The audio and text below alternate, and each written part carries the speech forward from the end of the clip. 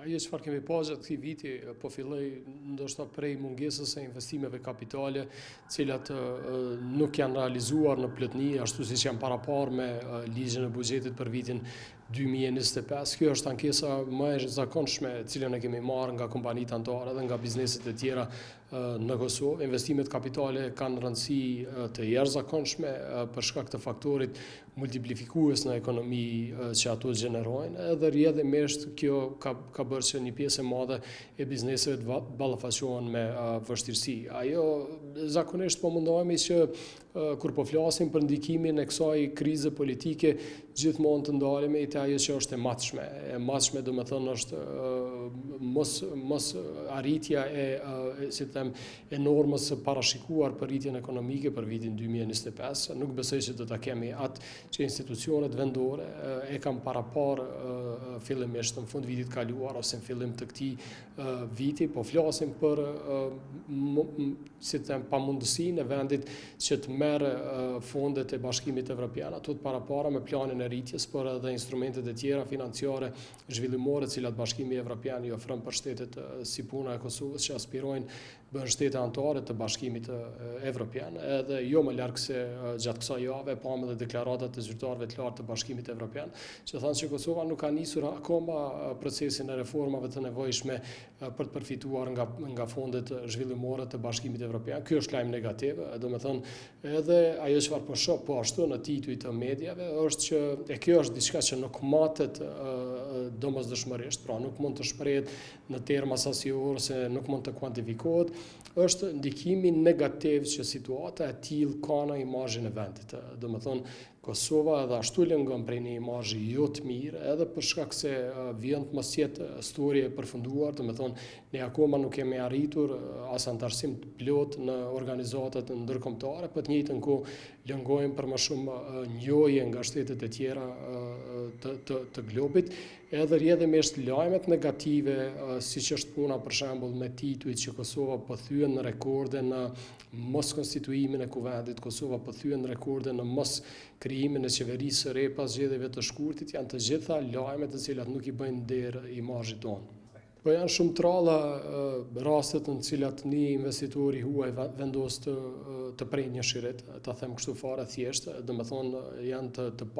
pakta rastet kur investitorët e huaj po hapin, si të them, po vendosin të zgjerojnë investimet e tyre. Ajo çfarë kemi vënë nere CEO-t ekonomike amerikane gjatë këtij viti është një reduktim i dukshëm i interesimit nga investitorët e huaj për të parashtruar pyetje për sa i përket klimës së të bërit biznes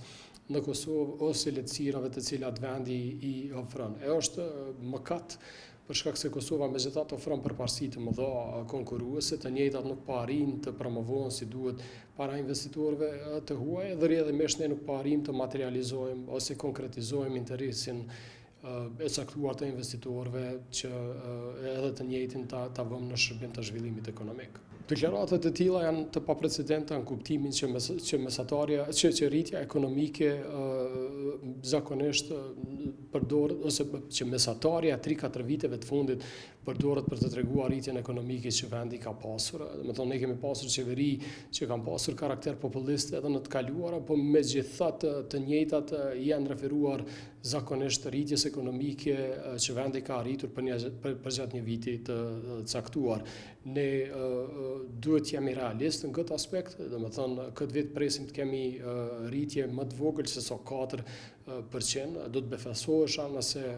statistikat e cilat do të publikohen në fillim të vitit 2026 për rritjen ekonomike të vitit 2025 do të ishin të tjerat, por megjithatë duke i analizuar shtyllat në cilat bazohet rritja jonë ekonomike, që janë remitencat për edhe investimet kapitale, atëherë natyrisht që me investime kapitale të cilat nuk realizohen ashtu siç janë paraparë, që e thash më herët, atëherë nuk mund të presim rritjen e parashikuar ose më të madhe se 4% ose 4%. Tash paramendoni, Kosova është njëri prej shteteve i cila ka Shtetet e Bashkuara të Amerikës si partnerin më të rëndësishëm strategjik, edhe rrjedhimisht ndërprerja e dialogut strategjik të Shteteve të Bashkuara të Amerikës me Kosovën natyrisht që është lajm jo i mirë. Do me thonë, edhe ndikon negativisht në këtë imazhin cilin vendi tashmë e gëzon, siç e thash, ndërkombëtarisht. Kështu që